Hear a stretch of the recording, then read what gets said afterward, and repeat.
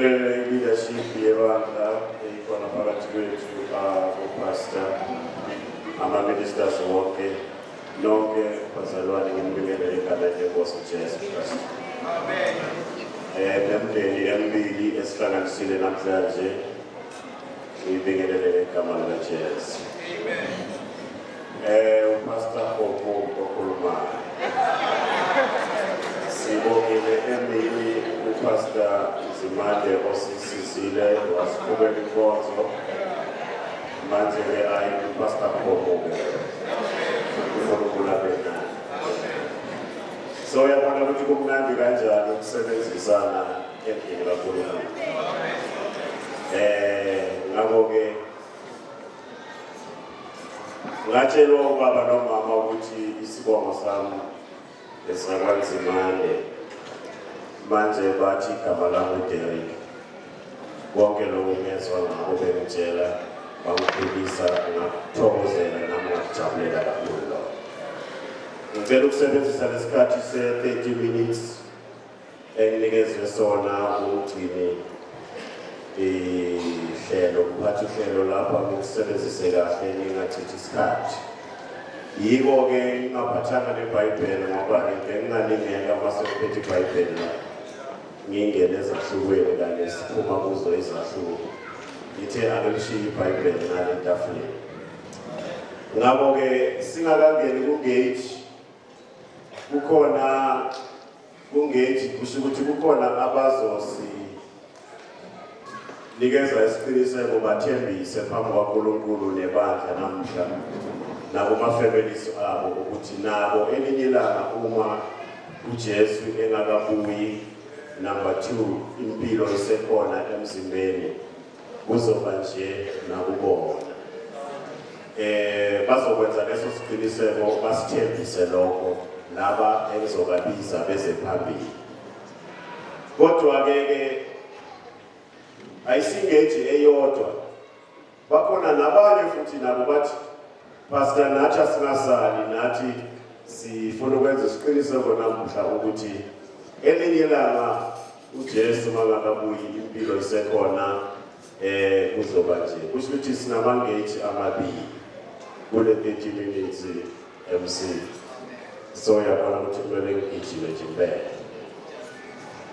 Phezu kwalokho-ke kwalamangage amabili kukhona-ke abanye esingabazi nesingabazi vele indaba yabo asiyazi. Bazosazisa namhlanje ukuthi hayi nathi napho sikhona nathi lezi ziku-pipeline i-cable ehamba ngaphansi. Kodwa sesiyayivumbulula-ke namhlanje siyiletha ngaphezulu ukuze bazi bonke bazalwane ney'hlobo ukuthi nabo abathi elinye ilanga uJesu mangakabuyi impilo isekhona sizongeja nathi elinye ilanga. Labo bazosazisa asibazi, labo bazongeja siyabazi ngoba sabaphakamise elinye ilanga sanazisa bona. Kodwa angiqale ngalaba-ke eningabazi ukuze uma sesifika kulaba bazongeja hayi bathathe isikhathi sabo kahle. Naba bazalwane-ke abafuna ukusazisa ukuthi hayi nathi elinye ilanga uma kuhle enkosini sizofika kule nkonzo engage. Ngingathembelezi-ke ngiye lena nalena. Ngibonge kakhulu amasekhethi akhona phakathi kwethu kulo mshado wase-Highfield. Phela thina njengoba sikusekhethi yase-Highfield uma kunabantwana bethu abafuna ukungeja uyezwa ukuthi baye kuleli Limpopo sekhethi bayongeja khona noma baphakanyiswa khona noma e-KZN noma eZambia njengoba sekunebandla khona noma mhlawumbe eMozambique noma eSwazini noma ePretoria noma eRandi. Hayi abantu esilonga abafundisi ababili balamasekhethi abopastor bavumelene bayahamba bazalwane bethu bathi kunemvuselelo le bayongeja la noma bayophakanyiswa lapho ngoba ibandla linye. Naba-ke labazalwane ngikale ngodade. Udade lona ukuthi hayi nami namhlanje siyazikhipha-ke ephayipini sizibeka phezulu impela kuze ibandla sazisa ibandla ney'hlobo ukuthi nabo bakunomkhankaso bakulendlela yokuthi elinye ilanga kube njina kubona. Esizikhiphe epayipini kezintsha sha udadewethu lona-ke osazisayo ukuthi naye elinye ilanga kuzoba nje. Udadewethu uSindisiwe Conscience Mthweni waseKangala. Sihlabelele limnandi esizela ngaphambi.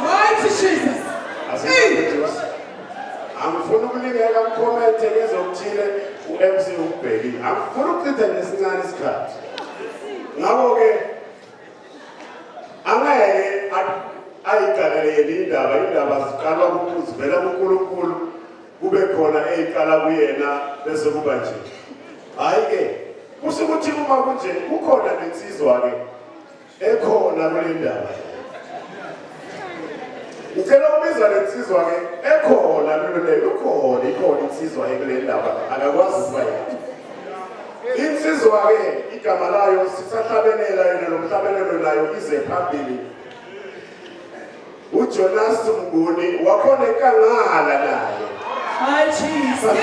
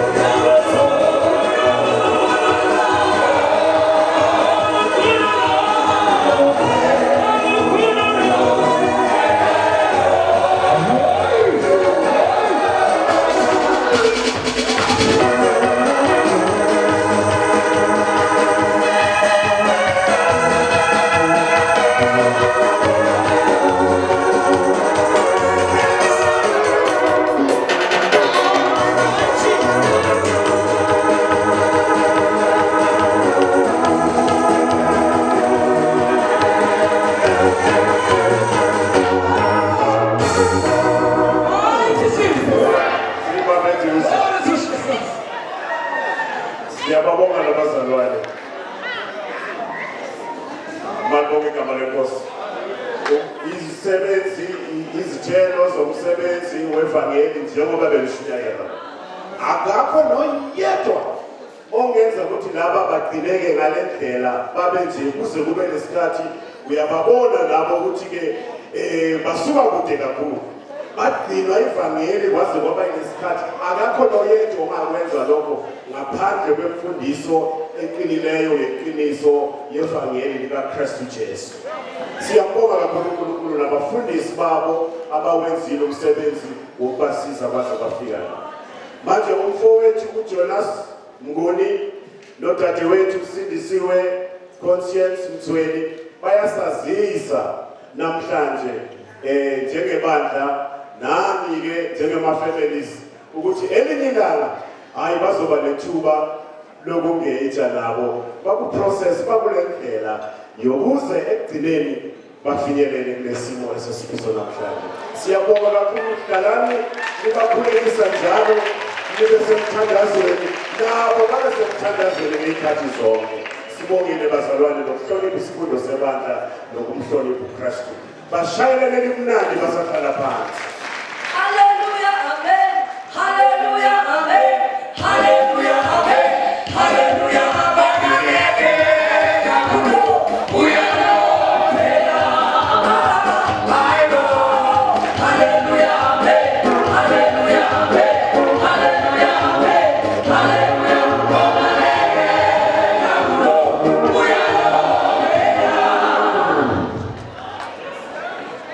Nabenzobabisa-ke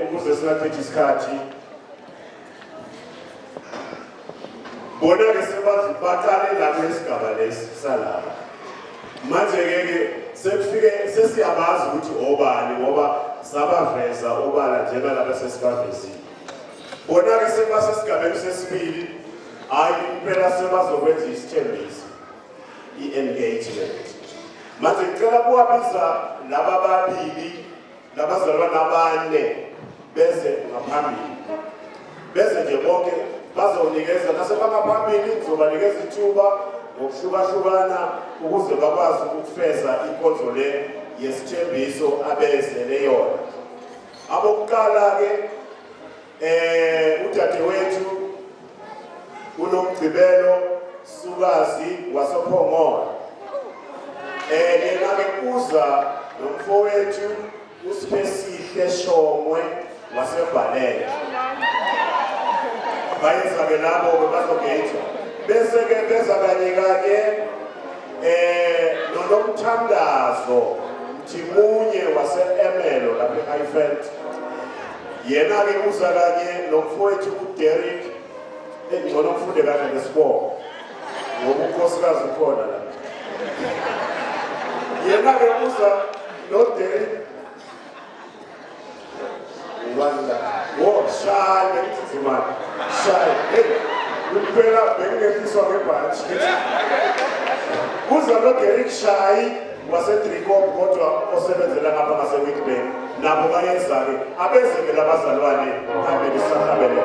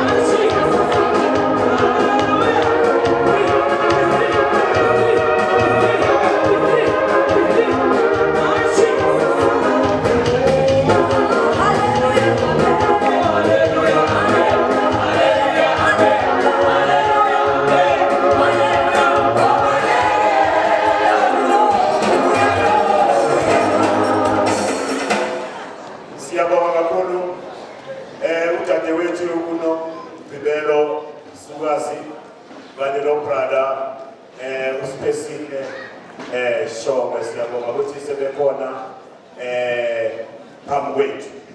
Ngicela-ke ukuthi-ke sihlabelele amazi elishaya ukhona ophethe into zakhe lezafuna ukuthembisa ngazo mfowethu zikhona la manje ucela lishayele loyo nje kahle uzocothoza eze ngaphambili amnikeze lokwakhe noma yini nje elishaya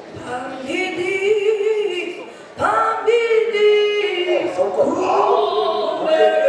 usheshisile mfowethu shayelani nobaba omusha izandla. Siyabonga kakhulu. mthembeke ngapha ngathi kuhlobile. Siyabonga kakhulu uNkulunkulu anibusise. Asiqaleke ngapha-ke sibanike nabashuthabo bathatha ithuba labo naye umfowethu isikhathi sakhe athathe isikhathi sakhe. Mina ngizawucheck nje ngoba hey izandla zimbili u-left no-right nemino miningi kunesithupha kunoqikiqane mina sengizawubuka lokho nje ukuthi ukwenza endaweni efanele nasesandleni esifanele kodwa otherwise ithuba lakho mfethu take your time isikhathi sakho lesi siyabonga uNkulunkulu ogcinile kwaze kwaba la yenza okwenza kukhululekile kakhulu bazobona ukuthi bayashaya umkenenezo noma bashaya soft kanjani sinikezeni ithuba nje nikwenze ukwenza isikhathi senu.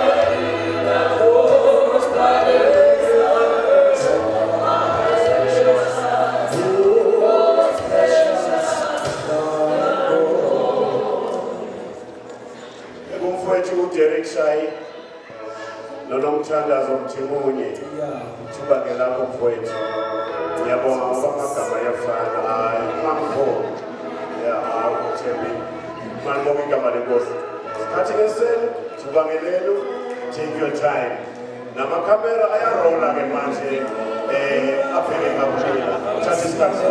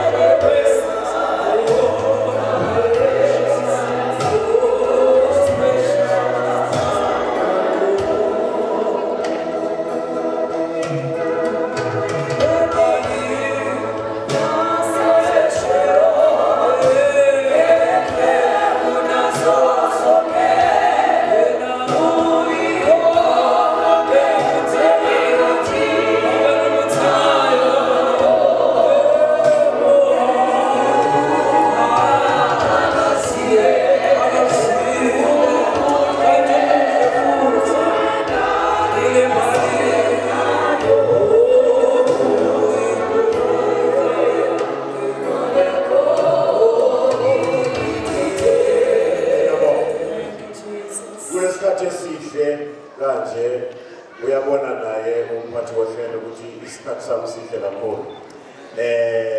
Ngicela ukwenza kanje. Okufundelayo Izenzo 16 verse 22. Uzawumangala nawe nasifunda khona. Umoya obe khona nawe. Nomhlabelelo oye waba ne-message ebalulekile ngokuqhamuka kubathuli. Umhlabelelo obe khona uthe sidlule ezintweni sizadlula izezi. Kulokho sidlulise ezintweni abanye basibona sinje senza lokhu nalokhuya. Kanti sidlule ezintweni kwesisikhathi esinzima kodwa sangasuke ekhoneni. Upastor Masilela ngizwe kwangathi bekakhona eMelika nobengekho udlula kuyo le ndaba uyayithinta umekhulumela ibandla general uthi lesi isikhathi sokuthi umuntu atake ozozimisela ukumela nokuhluphekela ivangeli. So uyabona ukuthi leso sikhathi ngicela ukuthi ngisacela-ke manje umfundisi Mahlangu waserent uzokhuleka kanye nalaba manje la umhlophe khona namhla siyamhlonipha nomfundisi uma esekhuleka kanye uzobakhulekela nje i-protection nokuthi uNkulunkulu abasize lapho-ke bophokophela ukufika khona uNkulunkulu abenzele umusa abavikele abasize ubakhulekela lokho hhayi ukubahlanganisa ngoba abashadi ubakhulekela lokho. Umfundisi Mahlangu uzokhuleka kanye nalaba umfundisi Sikome ngimcele ngingabuyela emuva kancane uzomfundisi azobhuca naye la kumhlophe khona uzokhuleka kanye nalaba-ke ebekhulekela ukuthi endlela yonke isaya phambili uma uNkulunkulu ethandile bafika la bafinyelele lapho ubakhulekela lokho ne-protection kaNkulunkulu. Manje uma baseza labafundisi hhayi ngivumelele ukuthi nangiceda kufunda lela verse kunomhlabelelo wale verse elizawufunda walendaba ezawufunda engicela ukuthi bangibonekela bamaneke ngiyabonga Themba ukuthi khona bazambheka apha laba ningincede sihlabelele lo mhlabelelo yile nkulumo ozoyifunda lapho qala verse 22 Izenzo 16. Isixuku sasesibavukela nezinduna zayala ukuba bahlutshulwe izingubo bashaywe ngenduku sezibashayile imivimbo eminingi zabaphonsa etilongweni zayala umgciniziboshwa ukuba abagcine impela. Yena eyaliwe kanjalo wabaphonsa etilongweni elingaphakathi wabopha izinyawo zabo ogomolweni. Kepha phakathi ngobusuku oPawulo noSila bekhuleka bamdumisa uNkulunkulu ngamahubo iziboshwa zabezwa. Wavela ngokuzuma ukuzamazama komhlaba okukhulu kwaze kwazanyazanyiswa izisekelo zetilongo. Kwavuleka khona lapho iminyango yonke kwathuluka nezibopho zabo bonke. Izwi lenkosi beshayiwe imivimbo eminingi uPawulo noSila base bathathwa bafakwe ejele beshaywe kanjalo imivimbo eminingi. Uma befika ejele bababopha izinyawo beboshwe ngamaketane phezu kwalezinyembezi zabo. Lithi ivesi elingenzasi phezu kwalezo nyembezi zabo ebusuku kunokuthi bacomplaine bakhale ngalezi nhlungu badlala idumisi bahlabelele phezu kwalezi nhlungu phezu kwalameva wemivimbo eminingi phezu kwale mivimbo eminingi kwalameva kunokuthi bakhale bacomplaine kuNkulunkulu benza njani bahlabelela badlala idumisi. Sisadlala indumiso mfundisi Sikome khuleka nalaba mfundisi Mahlangu khuleka nalaba sisahlabelela thina uNkulunkulu angibusise. Uyinomuntu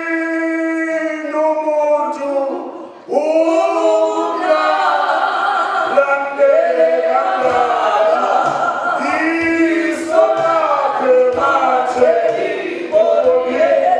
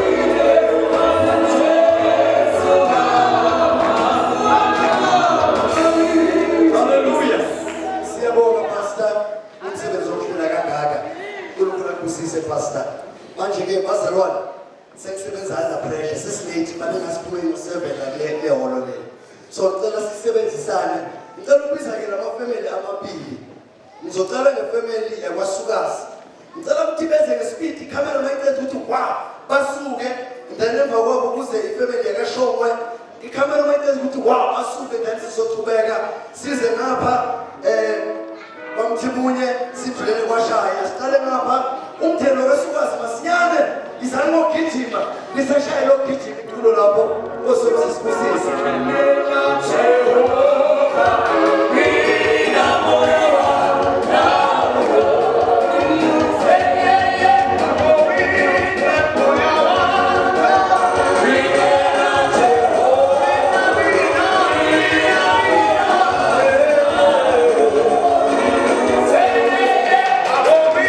Yeah.